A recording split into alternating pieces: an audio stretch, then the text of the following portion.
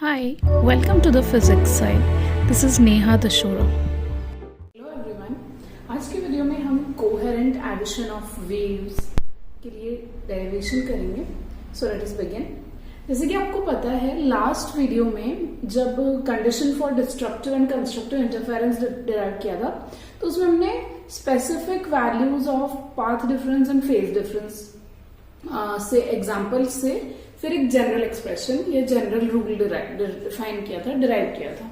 सो यहाँ पर हम एक जनरल कोई भी फेज डिफरेंस लेंगे कि सपोज कोई दो सोर्सेज कोहेरेंट सोर्सेज से आने वाली वेव्स के बीच में फेज डिफरेंस है फाई कोई भी वैल्यू होती है, आर्बिट्ररी वैल्यू. तो उस फेज डिफरेंस फाई के चलते what will be the resultant intensity, what will be the resultant amplitude at some arbitrary point, वो हम कंसीडर करेंगे. सो सपोज यहाँ पर क्या हो रहा है, हमारे पास कोई भी आर्बिट्ररी पॉइंट पे आने वाली दो वेव्स हैं, उनके displacements a cos omega t और a cos omega T plus phi हैं. यहाँ पर ऑब्वियसली जैसे कि हमको इन दोनों के एक्सप्रेशन से समझ आ रहा है कि इनका जो फेज डिफरेंस है वो फाई के बराबर है. इन दोनों के बीच में फेज डिफरेंस है फाई. सो इस पॉइंट के लिए जहां पर ये दोनों सुपर इम्पोज होंगी, इनका एडिशन होगा, उस पॉइंट के लिए जो रिजल्टेंट डिस्प्लेसमेंट अगर हम फाइंड करते हैं तो वो होता है y1 plus y2 principle of superposition से. और y1 प्लस y2 करेंगे, y1 और y2 की वैल्यूज पुट कर देते हैं इसमें. तो हमारे पास आता है a cos ओमेगा टी, मैं a कॉमन ले रही हूं दोनों में, plus cos omega T plus five. Right, तो हमने दोनों ही डिस्प्लेसमेंट्स y1 और y2 को यहाँ ऐड कर दिया है. अभी इसमें तो cos a plus cos b का फॉर्म आ रहा है तो हम आइडेंटिटी यूज कर सकते हैं. मैं आइडेंटिटी यहाँ लिख रही हूँ, cos a plus cos b is equal to 2 cos a minus b by 2 cos a plus b by 2. तो यहाँ वही आइडेंटिटी लगाएंगे हम क्योंकि ये cos a plus cos b की फॉर्म में है. सो यहाँ पर y is equal to cos a plus cos b, a है ओमेगा टी और b है ओमेगा टी प्लस 5. सो यहाँ हो गया 2 और a जो पहले से है 2a, अभी cos a माइनस b इसमें दोनों में सब्ट्रैक्ट करेंगे. देखो अगर आप सब्ट्रैक्ट करोगे, इसको a और इसको b मानते हो तो सब्ट्रैक्ट करने पे cos माइनस 5 आएगा. और हमको पता है cos माइनस थीटा तो cos थीटा ही होता है. और अगर आप सेकेंड टर्म वाला यानी ओमेगा टी प्लस 5 को a मानोगे और ओमेगा टी को b, तब cos प्लस 5 आएगा. सो cos प्लस 5 और cos माइनस 5 दोनों को हम cos 5 लिख सकते हैं. ठीक है, तो जब हम सब्ट्रैक्ट करते हैं a माइनस b तो omega t minus 5 by 2, a minus b by 2 and cos a plus b by 2. तो a प्लस b करने के लिए ओमेगा टी प्लस 5 बाय 2, क्योंकि एक एंगल ओमेगा टी और एक ओमेगा टी प्लस 5 है. सो ये है. अभी ओमेगा टी से ओमेगा टी कैंसिल हो गया, cos minus theta is cos theta only. So यहां बचता है 2a cos 5 बाय 2.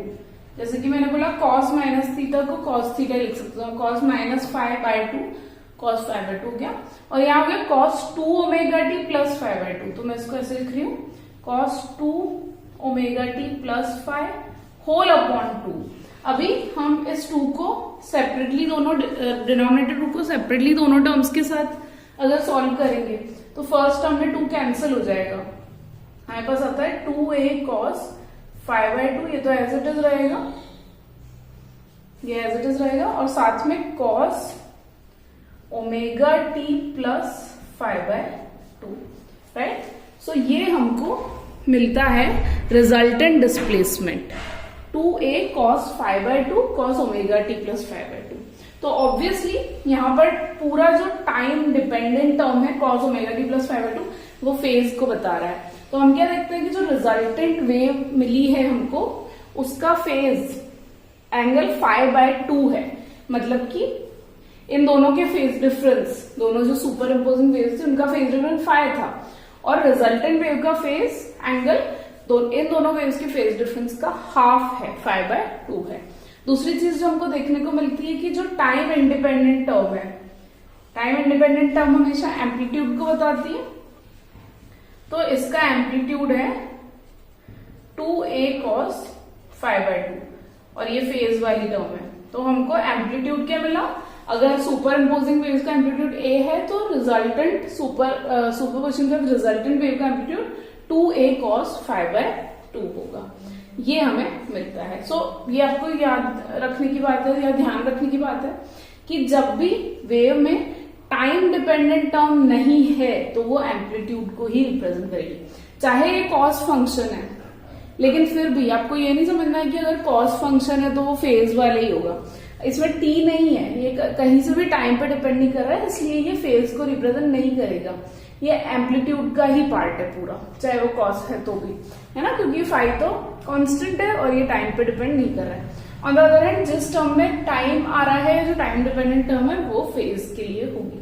सो ये हमें मिलता है।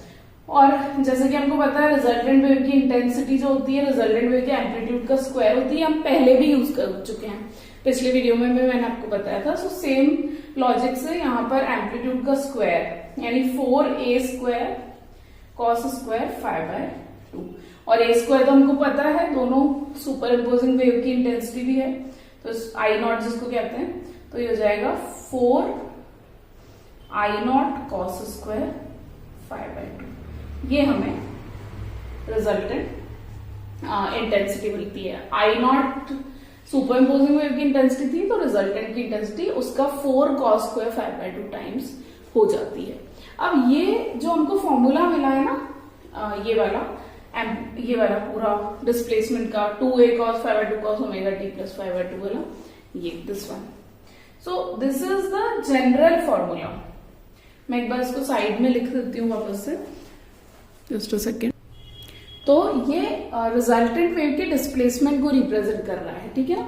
और इसमें हम अगर स्पेशल केसेस के लिए जो भी पर्टिकुलर वैल्यू है फाई क्या है, दोनों वेव्स का फेज डिफरेंस, तो फाई की पर्टिकुलर वैल्यू पुट करेंगे तो हमको पर्टिकुलर कंडीशन और डिस्प्लेसमेंट मिल जाएगा। जैसे सपोज अगर फेज डिफरेंस 0 है, दोनों वेव्स के बीच का फेज डिफरेंस 0 है, तो फाई 0 रख देते हैं, यानी सेम फेज में है।